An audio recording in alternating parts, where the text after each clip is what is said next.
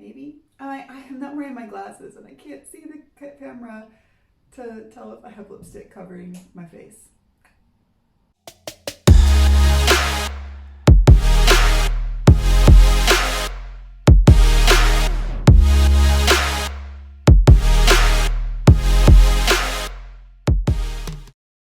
Hi guys, welcome to my channel. Today I want to talk about lines. Lines are such an important part of any movement that you do, whether you're dancing or doing aerial or just trying to look nice in a photo. Lines are so important. As humans, naturally, our eyes recognize them and find them visually appealing. So any movement that you do that has a nice line to it is going to get a much better response from your audience than a movement that could be the most impressive trick that anyone's ever done, but it doesn't have a nice line, and 9 out of 10 people are not going to appreciate it. So let's talk a little bit about what are lines, how do you make lines that are nice and beautiful and professional looking? What are the little details that will help? A lot of you guys who watch this channel probably know I started as a classical ballet dancer.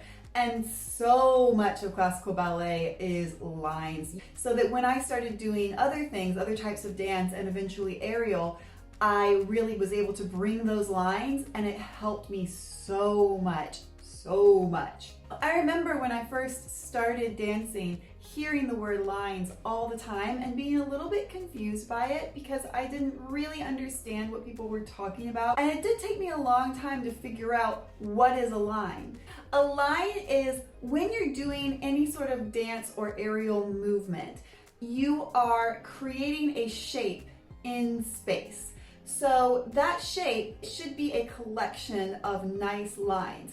Ideally, you want your lines to be straight and long. Sometimes we do these positions that are a little bit more contemporary and edgy, and you're crossing and you're doing things with your arms. But even then, you are thinking about your lines. You're just using more complex lines. The most easy to make beautiful line is going to be a long, straight, or slightly curved line. So if I was to do a shape, so let's say a first arabesque, like a ballet first arabesque, I would have one leg lifted in the back behind me with a straight knee and a pointed foot, making that entire leg from the tip of my toes to my back one long line. My other leg is on the bottom, and that is straight as well. That's going to be another long line. My arms should be in first arabesque straight with another line, so I have a straight arm line on the top and a straight arm line out to the side. I'm cheating my first arabesque a little bit in this photo. It's not the strictly classical one, but you can see the lines that I'm making a little bit better. So when someone looks at me, they're seeing long, stretched, simple lines, and it's very visually appealing. Lots of other ballet positions have a similar idea, having long, stretched lines. This is another reason why we like to look at splits. Splits are a very long line if they are flat, because they're from one toe in the front to one toe all the way in the back. It makes a very long, straight line, and so people really like to look at that. You can also have curved lines. Slightly curved lines are equally as visually appealing as straight lines. So if I do this with my arm, I have one long line from my fingertips to my shoulder, and that's really nice to look at. But also, if I were to do like a second position, I'm curving my arm slightly. I'm making a curve. I'm not making too much of a curve, so this would be breaking the line with my elbow. But that gentle curve still gives me one long, simple line, and it's equally visually appealing for anyone who is watching me. That's why in ballet and in dance, you see a lot of slightly curved lines, and when you see aerialists who have nice lines, a lot of times they have slightly curved lines as well. In the air, you're doing the same lines that you would be if you were dancing on the ground. You just now have 3 dimensions to create those lines in, which is actually great because it opens up so many possibilities of beautiful shapes and beautiful lines you can do. A great way to see what your lines are like is to take a picture of yourself. So maybe do a video of yourself while you're training, do a screenshot, and then see, when you look at the picture, can you trace long lines across the entire reach of your arm, the entire length of your leg? the entire length of your body? Are you making long, beautiful lines? There are times, of course, for instance, in dance when we do an attitude or an aerial when you do like a stag position, that you will have bent legs or bent arms. Bent can also be a beautiful line. It's just a slightly more complex one. So like this is a nice line. It's showing me an almost 90-degree angle. If I crunch it in, it becomes less of a line. So you are shrinking your line. So the whole idea is to have a movement, a shape that is expansive, that is long, beautiful, and clear. The easiest way to do that is going to be with straight or slightly curved arms and legs, or to have these 90-degree ankles that are not too crunched, that are nice and wide and open. Let's talk about some details that can make your lines look longer. Obviously, at the ends of your arms and your legs, you have hands and feet. And this is a big trap that a lot of people fall into because it is very easy to have a beautiful long arm line and then break it with your wrist. And the same thing happens when you aren't pointing your feet at the ends of your legs, when you're sickling your feet. I did a whole video about pointing your feet because pointing your feet, being able to really get the most out of the point of your foot is so important. It is very important. Check out the video that I did all about that. Making sure that you are continuing the line of your leg with a nice long pointed foot, or if you want to flex, flexing is totally cool. It is really nice in some movements. Just make sure you're doing a strong flex, so it's not just my foot is numb and asleep and hanging out. It's either I'm flexing intentionally or I'm pointing intentionally. Also, your head is a detail that is so important when it comes to lines, because if I am standing here with nice posture and I'm creating a long, beautiful line, I have my shoulders down, I have my whole body in alignment, and then suddenly my head goes, or that's the worst one. I hate when you see heads that are forward. It kills me a little bit inside. So please don't do that to me. Please don't have your head.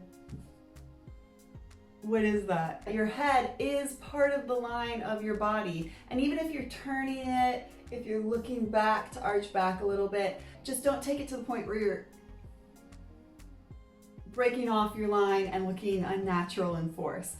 The trap with aerial is that we want to see, where do I put my hand on the hoop? Where do I grab the silks? Where am I holding the pole? And it's very easy to be looking at something with your head and realize that you've done your whole combination staring at what your hands are doing, and then you've broken your line with your head. I've been very guilty of that myself from time to time.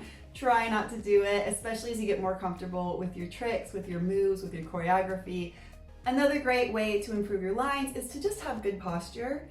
That obviously is going to change slightly depending on what move you're doing, but there is an ideal alignment of the human body. So your hips are even, you don't have one hip higher than the other, your shoulders are down and slightly back and even, so you're not doing one or the other shoulders, you're not caving in on yourself. You have a nice upright spine, even maybe slightly arched, just feeling that alignment all through your body. And then if you can take that alignment and put it in the movements you're doing, so you're continuing to have your good posture, your nice equal and balanced movement is going to look so nice compared to a movement that is uneven or lifted on one side. So the more you can apply that to whatever movement you're doing, the better your lines are going to look. I'd like to do a little bit of myth busting about lines. Here's some myths that I hear really often and I just want to break them apart. Number one myth, you have to be tall to have nice lines. You do not have to be tall. I see people who are 5 feet tall who have beautiful lines because they are placed, they are aligned, they are in control of their body. And I also see tall people who just don't quite have it yet. Just because you're tall doesn't necessarily mean you have nice lines. Just because you're small doesn't mean you can't have nice lines. Another myth that I hear all the time is you have to have ballet training. That is not correct. Ballet training is hugely beneficial if you're going to do anything that has to do with movement. Doing aerial, doing any kind of dance, ballet training is going to be hugely beneficial for you, but you don't have to have it to have nice lines. if you are an aerialist who knows how to make those lines, or if you are a dancer in another form of dance that knows how to make your lines, even if you've never had a ballet class, you can make nice lines by watching yourself, watching other people, seeing where the lines are, understanding the lines that you're trying to make. So while ballet training is amazing and great, and I recommend that everyone tries it, it's not 100% necessary. Another myth is that you have to be flexible to have nice lines. Not true. Very not true. If you are flexible and you're able to do a 180-degree split, they are beautiful lines. But also a 45-degree arabesque is a beautiful line.